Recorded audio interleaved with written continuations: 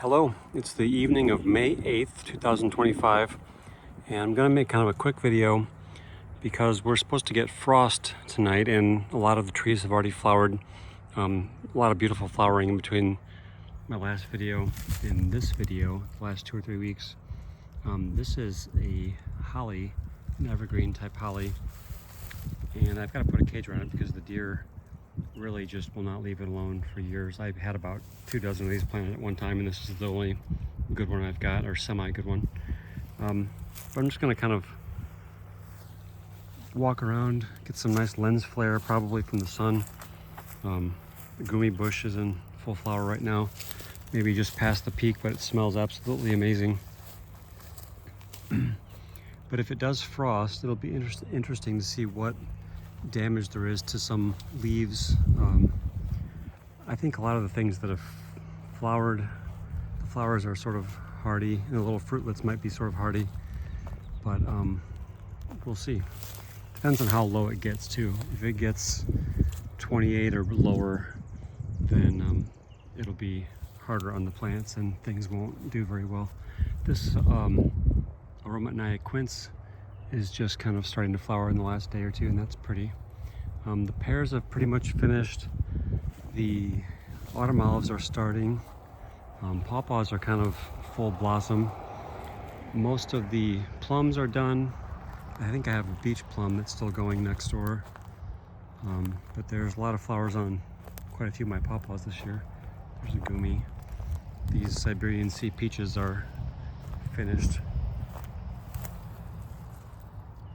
Very pretty. Autumn olive here is just getting started. American plum over there is done. This quince over here is the most florid one that I have. It's really puts on quite a show, and it may be because it got girdled so badly by rabbits, but I'm not sure. Siberian pea shrub. This plant is diminished down to almost nothing, but it's flowering right now.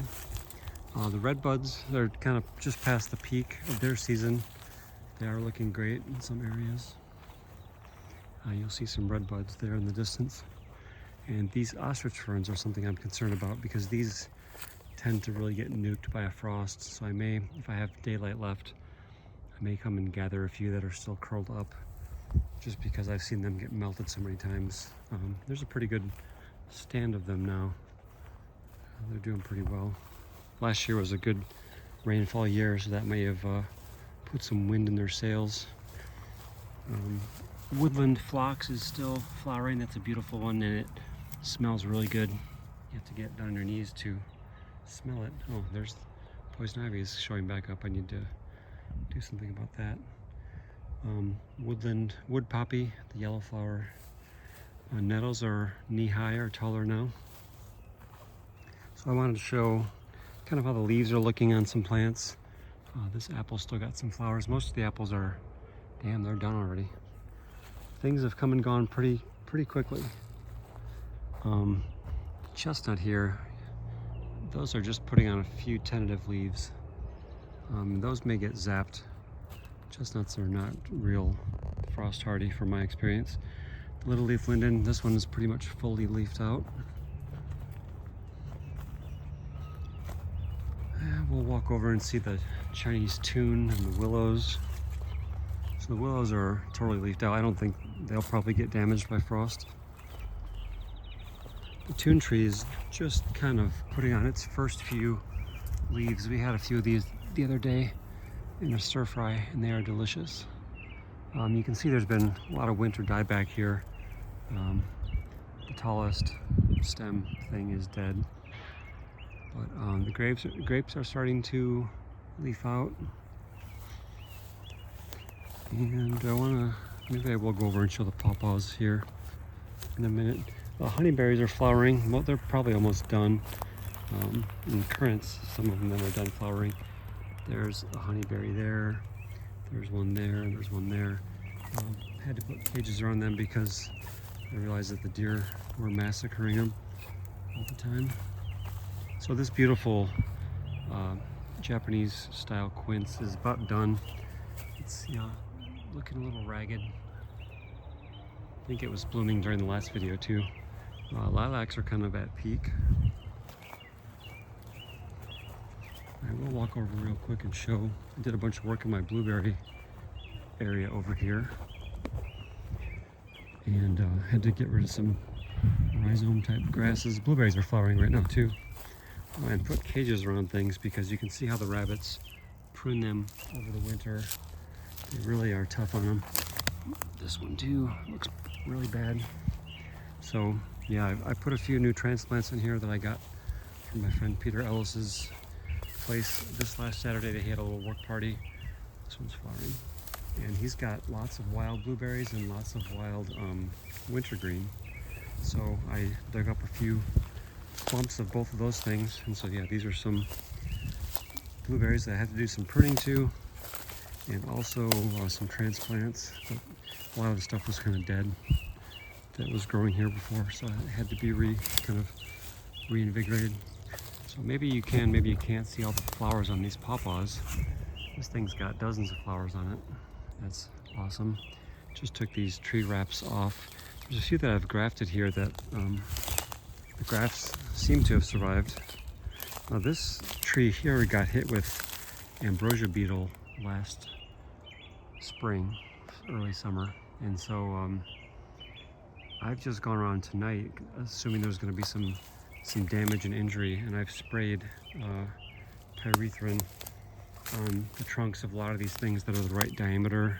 I'd say from inch to up to 2.5, 3 inch diameter. Seems to be the favored size for the stupid ambrosia beetles. And I did notice one chestnut that had damage.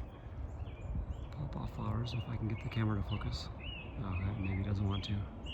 Come on, no, forget it. Okay, sorry. So anyway, we'll just walk over here. I'm not gonna do, there's another little pawpaw flowering for the first time. Not gonna do an extensive walk today. Just kind of showing the garden at a time that a time of day that I don't usually film. The lighting's a little tricky. And there's a good sized pawpaw over there, and there's a good sized one here that have a couple dozen flowers at least each. So fingers crossed for possibly some potential fruit this year. I'm trying to see if I can block this glare, but it's really not happening. So I'll just walk straight across here. I'm not going to mess around with doing the whole little routine. This thicket of wild goose plum had pretty abundant flowers this year. I'll zoom out. Come on. And I think its partner that I planted for it 5 years ago or so has started flowering now, so that's good. Oh, so I will walk over there maybe and show chestnuts, but I want to show something pretty freaky here. These, oh, now it's starting to open, so these change every day. But these crazy ass buds of the hickory, and let's see if we can see this. Now this was just a huge bud with this kind of papery stuff wrapped around it a day or two ago. And now these leaves are starting to unfurl. But boy, do the deer like this plant. I'm gonna have to do a double cager on this thing. So it's been here probably 10 or 12 years, and it's only 5 feet tall because the deer have never let it have, you know, a single leaflet. They've just been relentless on this thing. So with the cage, hopefully it will prosper a little bit better than it has been. So over here you can see, whoa, sorry for the focus. Gotta look at the screen once in a while. You'll see, so wild black cherries leafed out pretty well. Honey locust is just starting. Sea buckthorn is pretty well leafed out and done flowering, whatever kind of flowers it has. Now the chestnuts and the black locust are just kind of starting. So if we come over here, and there's probably some variability among the chestnuts, but you know, this is about all the more leaf that most of them have. So if that gets fried, there's another one right there. Sorry for the focus. Come on. it's not the end of the world. It's not like them having a fully developed leaf. This one is a little bit larger. I wish this thing autofocused, but I guess that's too much to ask from a $700 phone gadget. This pear tree had a couple flowers this year. Jesus Christ, sorry about the focus. Had a few flowers, and we'll see if that bears a fruit. That was grafted probably 5 years ago at least. Gumi onto autumn olive. There's Illinois everbearing mulberry. Should have sprayed that one, but I didn't. I forgot to, so hopefully that doesn't get killed to the ground by ambrosia beetles. But they say on the edge of woodlands is really where the trees are the most susceptible. And I've had quite a few trees get hit with ambrosia beetles in the past. Just take a minute to admire this magnificent chestnut, the timber chestnut. That thing at breast height, it's got to be 8-9 inches in diameter. That's super cool. So this chinkapin chestnut has very little in the way of leaves. White birch has pretty well developed leaves. This swamp white oak, I think this is kind of typical of most of the oak leaves. They're larger than a squirrel's ear. Look at these galls on this thing. Isn't that crazy? I have another oak that has worse galls than that. So we got some pecans. Pecans are not showing a lot of leaf opening, so that's good, because they're probably just barely marginally hardy here on this site anyway with the dry soil. So that's a pecan, this tall stick thing here. The sumacs, this winged sumac doesn't really have any leaves to speak of. The staghorn over the other side is got some leaves coming out. These Malib cherries, these worthless rootstock cherries, they just finished flowering, or they're wrapping it up right now. And they smelled good, but they're a pretty useless tree and fruit, except as a rootstock. So here's a couple little adolescent pawpaws, and this one's got some flowers here. And maybe a dozen on that one, and 1 or 2 on that one. This one over here has a dozen or 2. So that's awesome.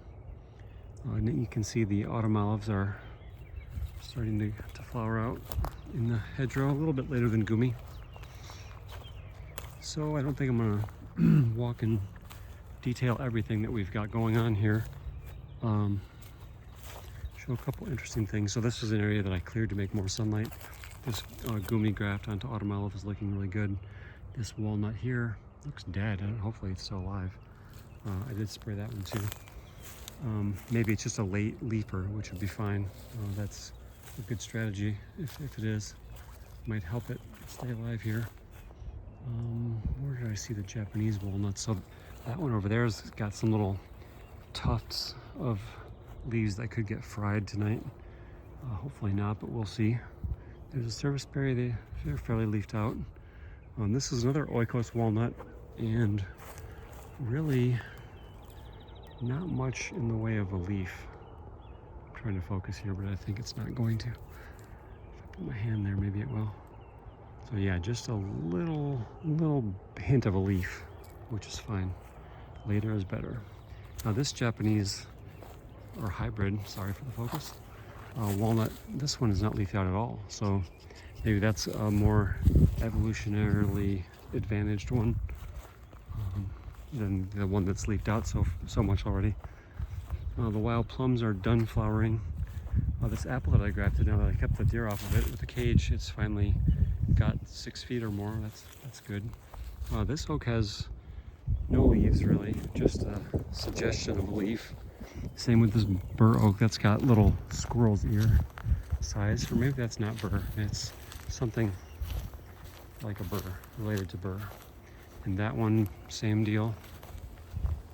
Now it looks like the, what is this one up here? I've sent acorns to people from that produce so early, not by Mundors. Bergamble. This one's got its leaves and flowers going pretty strong already, so hopefully it doesn't get nuked, but if it does, don't say I didn't warn you. So yeah, that's got little flower structures. Most of these oaks have not really borne acorns yet at the size they are.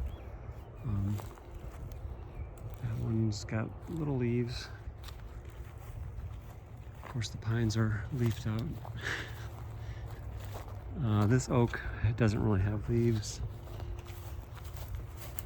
That apple back there had nice flowers this year. I'm really hoping to get some apples because that's a double graft that I did probably 6 or 8 years ago at least. I don't know, it's been quite a while.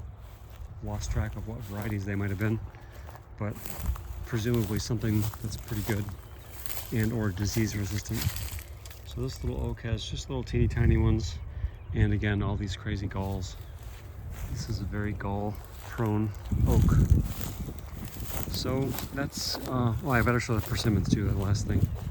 The persimmons have little squirrel's ear sized leaves. And some of the persimmons that are cultivars are, I guess, more, what's the word, not precocious. They grow faster and sooner, they leap out sooner. So this one, which I can't remember, maybe it's Yates or something, I can't recall. I gotta make actual tags for these things that are durable. This one's got bigger leaves than most, and most of them, you know, are just kind of starting out. And the false indigo, those are just starting to put some leaves out, so not a huge deal if those get nuked. And these, what do they call these? Alders. They've got their flowered stuff going on, but they haven't really got leaves yet, which is okay. We can hold off. Well, they are getting a few leaves, and they're pretty cute. How they kind of look like little sword-shaped things because they come out. So yeah, that's where things stand. Maybe I'll hold off on uploading this video until we see what tomorrow morning brings. And sorry for the focus again. I'm really a bad videographer. And I'm really going to have to get a microphone because the last video was just horribly wind noisy, and it was unacceptable. You couldn't even hear what I was saying half the time. So yeah, different persimmons have different leaf level. Sweet Seedy Surprise is kind of a later one there, which is okay. This big one has never flowered, surprisingly. But yeah, I'm happy to see things that are late to leaf out, because this site definitely will get late frosts, and plants are going to have to learn one way or the other, or they'll die eventually from the cumulative stress of getting frosted too many times or drought stricken too many times or what have you. So anyway, thanks for listening, and we'll see how things look tomorrow. All right, have a good one. Bye. Hello there, it's the evening of May 14th, 2025, and just doing a little follow-up video to the thing I took about a week ago, 6 or 7 days ago, the night before we were going to get frost. That was a Thursday night. This is Wednesday evening the next week. And we did get a frost, and it got down to about 27 or so. So I will show some frost damage around the garden, but I wanted to show got some little seedlings of gumi that I kind of put the seeds in one little spot in the ground, and so some grew. They overwintered. That reminds me, I need to dig the ones out of my fridge and see if they will sprout. They probably won't, but be worth trying. Gumi are tough to grow from seed. So anyway, there's not a hell of a lot of interest in the garden right at the moment, because we're in that weird lull between when most of the trees flower and before all the herbaceous perennial wildflowers start. So autumn olive and gumi are flowering right now. Here's a couple of autumn olives. Gumi is basically done. So the gumis are wrapping up. You can see there's some fruit setting on the surface berries here. And this quince bush is one thing that's in pretty nice flower right now. This is full of flowers. Now last year it only had about 2 or 3 fruit, so not very impressive. It's got a real nightmare at the base there. I need to prune all that crap off. The rootstock is resprouting. First, it had some trunk damage. I don't know what the trunk damage was from. But anyway, it looks pretty. The flowers look nice. Doesn't seem to be affected by the frost. The flower buds were not quite open when it frosted. Now, in other news, that mulberry over there got zapped. And this pawpaw, which was in flower, this is a cultivar pawpaw. You can see some of the lower leaves here got singed off. Here's couple flowers still hanging on. This Illinois everbearing mulberry got its leaves frosted off, and they're kind of starting to regrow. So I think it's good to wait, a few days at least after the frost damage to see if we can see signs of a comeback, because that takes a little while for the plant to initiate new growth. Now this little pawpaw has got some flowers going on still. This is only about 4.5, 5 feet tall maybe. And this is not a cultivar, but you can see some of the lower leaves, maybe you can see, got frosted off. So as we pan around, yeah, most of these flowers, the golden alexanders, are just about to start. That's about the earliest prairie type flower that I usually see. The red buds are finished up since last week. They're about just the faintest hint of color still on those. The quints are about done. The Siberian pea shrub is basically done. The pear looks like it set a bunch of fruit. That's interesting. So that doesn't seem to have much frost damage on that.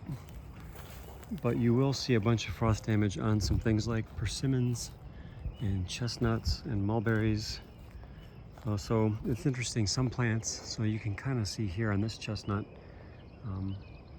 there's some stuff that's pretty crispy, but then it's starting some new growth. And I did come and spray 4 ambrosia beetles the night before, because I knew that these stressed plants, now look at this poor persimmon graft, this has got nothing that looks alive. I'm really hoping that the graft didn't die, because the leaves got smoked.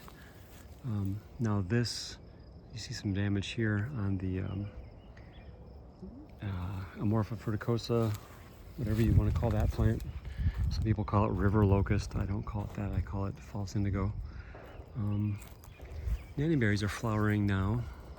They've got a nice flower, kind of cheerful. It doesn't have a very strong smell, faintly sweet, and smells a little yeasty. But those are cool. What else? The little leaf lindens have pretty much leafed out. Oh, the ferns usually get hit pretty badly by the frost. Now you'll see some of them got it, but under the main part of the tree canopy, they seem to be sort of protected. So on the outskirts here, those are burned up looking, but the ones underneath kind of pulled through, which is interesting. I wouldn't have thought that. I thought they would have all got hit.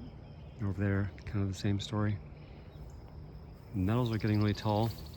It's been dry here for relatively dry for the last week or two. We're supposed to get some more rain tomorrow. Hopefully we don't get too much lens flare on the camera here. Apologies if we do. Lilacs are still flowering, so that's one other thing to see.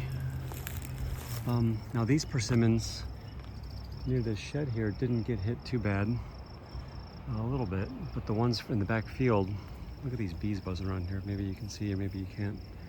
God damn. This is like the Carpenter Bee Festival over here with this Amish shed. They're gonna eat this thing right down to dust one of these years. So they're just buzzing around having a grand old time. These pecan trees, these were kind of southern pecan seeds, and I think the camera does not want to focus, but they look a little bit singed. And the Chinese tune unfortunately got burned up. Now we'll hope that will initiate some new stuff. I don't think that will kill it off, but it's a bummer. I would have harvested all that stuff had I known. There's a grapevine starting to leaf out, climbing up that. The willows don't seem to be any worse for the wear. And this is the deer's choice there. That nannyberry looks really good at the moment. Honeyberries don't seem to have any damage. Really, the main species, I would say, interestingly, plantain, the weedy lawn weed, that got really burned up looking in a lot of places, which you wouldn't think that's a very tender plant, but you can see here a lot of it looks like it's torched. So let's walk into the back field here. Yeah, this gooey flowered. So you'll see maybe some sumacs over there got a little burnt. They don't look too good. And a bunch of the chestnuts, like I say, don't look too hot. So yeah, these poor chestnuts, they can hardly get a break. So you see maybe some new growth coming out. But that really, it sets the tree back. And if the tree's already stressed, then it's like an additional burden. Yeah, this one doesn't look good. Man, interesting. Black locust, that got hit. This is the winkle chestnut, also not looking too hot. So black locust took a beating. This alder doesn't have a care in the world, so that's good. Unfortunately, my site, there's not too many places that are better than others or more favorable for frost. It's a very flat site, so there's not many strategies. Now you'll see in a couple of things, maybe a couple of persimmons. So even this one looks like all the way to the top, basically these leaves are burnt up. Apple doesn't seem to mind. Now the, what do they call these things? The winged sumac, they seem like they leaf out a bit later than the staghorn sumac. So they maybe missed the frost a bit. Oh, I meant to point out too, speaking of things flowering, you can't really see it this time of day with the lighting, but the wild black cherries are flowering, or they're starting to, so there's one. And if we get closer to one that's got flowers that are within reach, we'll take a look at them. Another chestnut that got hurt. So here is a wild black cherry. See if we can zoom in, you can sort of see the flowers, panicles of those. Bees are loving that right now.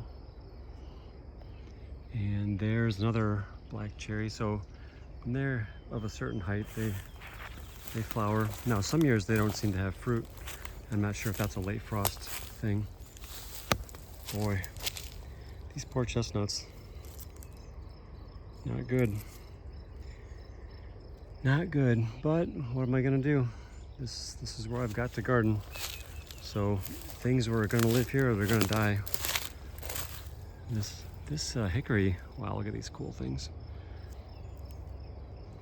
This one doesn't seem too bad. Now this one, the deer don't seem to hound as much as the other one that I've got over there, which I think did take a hit on the frost. Let's see if we can check that out. Now these chestnuts, you can see lots of damage here, and you can see that the grass is growing like crazy too. Here's an oak that hitchhiked in. I didn't want, but it's there. Now that's interesting. This top thing is frosted. But these lower ones, maybe they were opening up a little bit later because they look okay. So yeah, that top bud that was really cool in the last video opened and it got ruined. Little bright red leaves of oak. So yeah, you can see that these winged sumac, oh that's Virginia creeper. Winged sumacs are just about to open. So they escaped this frost. Now we could still get frost for another week or 2 weeks. Typically this is about the end of our frost. Oh, here's lupines. That's cool. I always forget these things are here because they're pretty nondescript most of the year. but there's like 2 plants or 2 little patches of plants that are still alive out of like 38 that I planted. This pecan got hit. That's not good. If you go over here, that chestnut looks rough. This persimmon, see, I was so excited because, you know, seeing signs of life that these things had lived through the winter was really encouraging. But now, we'll see, you know, because this is a graft done 2 years ago, I think, to a cultivar. So, you know, that could be the thing that knocks the graft back to 0. Here is a swamp white oak. It got a little nipped, but maybe not awful. Here's a chestnut that got it pretty bad. Now this chinkapin chestnut over here was already in poor shape because it's got blight. You can kind of see down there on the trunk. It's got some dead branches, but maybe it was later to leaf out because it's got some leaves that look okay. And the timber chestnut over here, it got it. Now up above, we get high enough up in the canopy, and the frost apparently didn't settle that high. So you'll see that on one of the persimmons too, that the only intact green leaves that it has are way up, you know, 10 or 12 feet high. That chestnut got it pretty bad. Now some of these trees, you know, it could kill them if they've already been sort of stressed over the years. This could be the final nail in the coffin sort of thing. Hopefully not, but you know, I think these cumulative stresses, they do add up over time.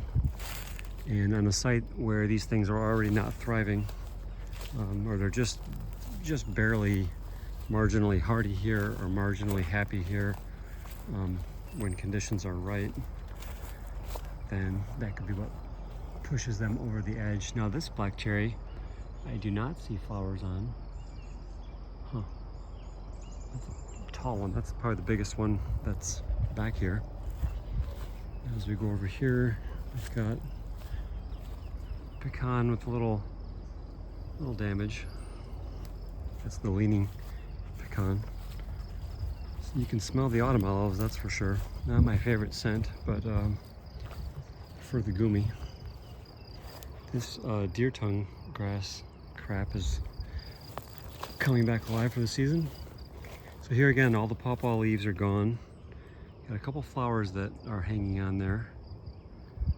And that one. This one, you got mostly burned up little leaves and a couple new ones coming on. But again, these are real prime candidates for attack by ambrosia beetles. Trees of a certain diameter and age that are stressed out. This one would be a good candidate. Yeah, dead leaves, dead flowers. But the top leaves are not as bad. These black locusts you can see. Well, that one up above. So the frost looks like, say, from 12 feet down or so is worse. Or that's the affected area. I'm not gonna walk over here. There's more burned up chestnuts. More autumn olive in flower. Here's a gumi graft. Now this walnut, which I cut this cedar tree down to favor and give more sunlight to. It's got a couple. It looks like it hadn't really started leafing out yet, so maybe it is a late leafer, which is good. That's a good adaptation at this site. The strong will survive. The weak retreat, that is the law. Here's a chestnut that's pretty well smoked. This walnut here too, maybe also, this is another oikos one. Oikos' site is pretty similar to this site in location and soil. I'm not sure about frost exposure, but so maybe stuff from him is a little better adapted in some cases. This Japanese walnut, no leaves yet. I can see there was one that was kind of leafed out. I bet you that one got hit pretty bad. Over there, yeah, you can see the dark tufts of things. Yeah, serviceberry doesn't look too bad this year. Maybe cedar apple rust hasn't found it yet. So, not a heck of a lot to see over here. Oh, some of the oak trees even got it, which you think, man, oak trees should be pretty tough. And most of them are okay, but not all of them. So this is by Mundor's oak. That one doesn't look too bad. This one, this corky looking thing, can't remember if this is a burr or some type of burr, but it's pretty late to come into leaf, so it looks okay. There's one over there I'll show you in a minute. Yeah, here's a false indigo that got it. Hazelnuts don't seem too affected. Here's another black cherry coming up here. That might be the burr oak right there. That looks okay. And here, yeah, these are the wild black cherry. Ooh, not a real pleasant smell on there, kind of a yeasty, funky smell. And again, the camera doesn't want to focus, so to hell with this camera. That oak looks fine. That is the Bergamble, maybe? Catalpa's got hit pretty well with the frost. This one got it, but it's got some new stuff coming out.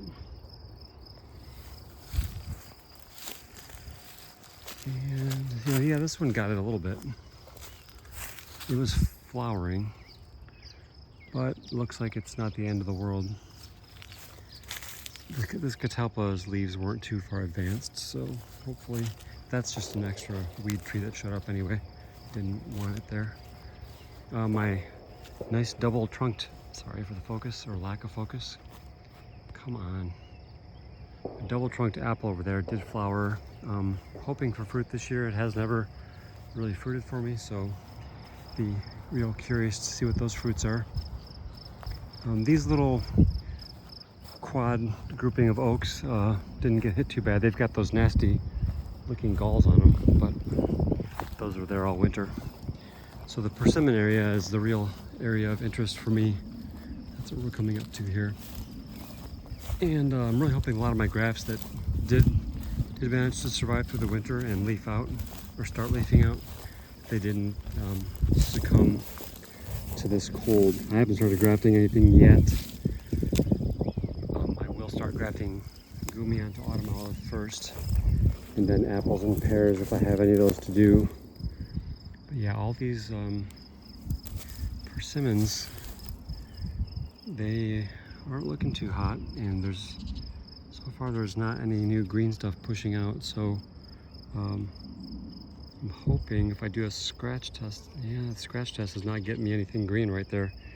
God damn. That's not a good sign. Hopefully it's not the end of the line here. But anyway, you won't see much in the way of living persimmon leaves unless we look up higher here. Like this one, you can see just the very tip of that has a couple leaves that didn't get hit. But everything else, this one bore fruit last year. That was one of the two that had a few fruits on it. And this one, this was not a grafted one, but this is a size that it might start bearing fruit at that size. It's on the precocious side. And that one over there too also bore a few fruits last year.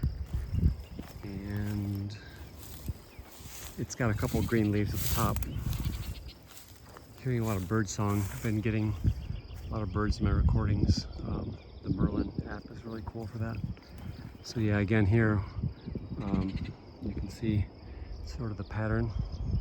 And Dennis's graft, I see a little green here. I don't know why this thing does not want to autofocus. I'm already just smashed this phone. There we go. So there's a little bit of a green bud there. So let's hope that things pull through. And this one, again, maybe you can see in the pine tree. Oh, there's some orioles. If I can focus. And some gunshots, that's great. Been hearing quite a few orioles in the neighborhood. Pretty song. You get the autumn olives going crazy over here. So that's about it. I'm gonna merge these two videos together. We got a little green pushing on a couple of these persimmons. So I'm really hopeful that it's a graft. So that's a good sign. That all hope is not lost, but it's been almost a week and some of these are not showing anything. So fingers crossed. Probably should come back and water them again. It's not like extremely dry, but it's getting toward being dry, so wouldn't maybe hurt to do that. But that's how things are looking now, mid-May. Phenology wise, it's been kind of, I don't know, I'd say maybe average. We're not way far ahead or way far behind on anything. We're sort of in a normal time frame, I think. So yeah, it hasn't been a case where the plants were really leafing out way ahead of schedule or anything. We've had a fairly gradual easing into spring, summer. So yeah, interesting color difference in the autumn olives. Those are really yellow and that's really white.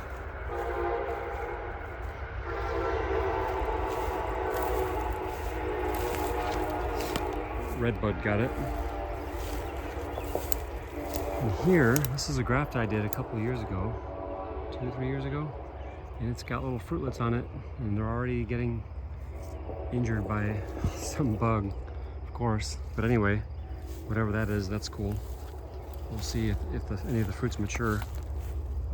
That was a graft I did. So anyway, thanks for watching, and hope your gardens are growing well and you didn't get hit with the late frost. Talk to you later. Bye.